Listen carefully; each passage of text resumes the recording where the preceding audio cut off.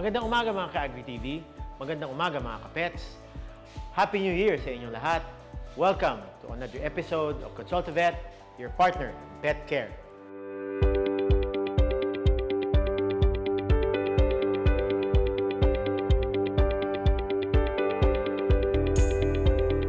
Two days na lang at New Year na naman. At alam ko, you are worried at nag-aalala dahil marami na namang fireworks or paputok ngayong New Year na makakaapekto sa inyong mga alaga. Lalong-lalo na sa ating mga alagang aso at pusa. Alam natin na 10 times na mas sensitive ang tenga ng ating mga alaga compared sa ating mga humans. Kung kaya't bibigyan ko kayo ngayon ng useful tips para maingatan ninyo ang inyong mga alaga ngayong New Year. Number 1, siguraduhin ninyo na dapat nyong ilagay ang inyong mga alagang aso at pusa indoors. Ibig sabihin po nun, dapat silang ilagay sa loob ng ating pamamahay. Dahil sensitive ang kanilang mga tenga at masyadong stressful yung ingay ng paputok at fireworks para sa kanila. Sunod, kailangan nating siguraduhin na sarado ang lahat ng ating gate at pinto kapag New Year celebration na. Dahil sa lakas ng mga paputok, magwawala ang ating mga alaga dahil sensitive nga ang kanilang mga tenga.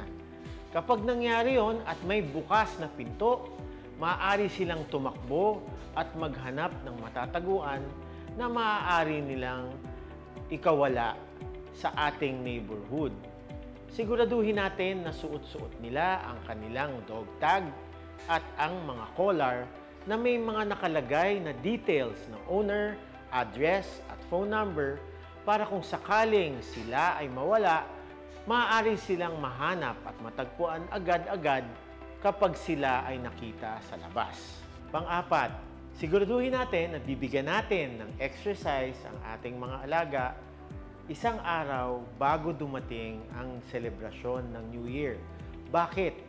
Para masiguro natin na sila ay pagod at tulog during the New Year celebration. Para habang nagpuputukan, hindi nila napapansin yung ingay at hindi sila mas stress. Maaari natin silang lagyan ng earmuffs para mabawasan ang ingay ng mga putukan pag New Year, or naglalagay kami ng bulak sa loob ng tainga ng ating mga aso para mabawasan yung ingay na papasok sa kanilang tenga.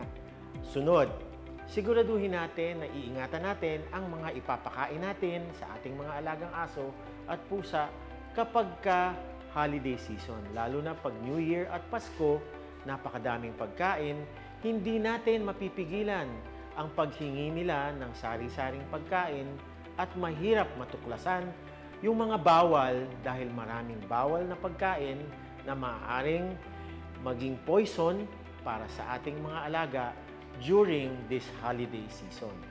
At ang panghuling-huli, kailangan nating siguraduhin na mayroon tayong doktor at veterinaryo na hihinga ng advice kapag hindi tumalab yung unang 6 na tips na unang binanggit ko sa inyo, dahil kailangan nyo ng doktor at veterinaryo para magreseta ng gamot sa isang nagwawalang aso kapag siya ay naiingayan dahil sa paputok at sa mga New Year celebration.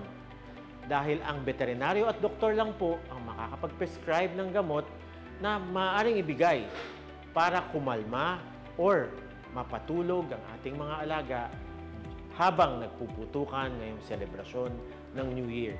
Sana nakatulong po at marami sana kayong natutunan dito sa mga safety tips na to ngayong New Year, at sana ay masunod ninyo ng maayos para mapanatili nating healthy ang ating mga alagang aso at pusa.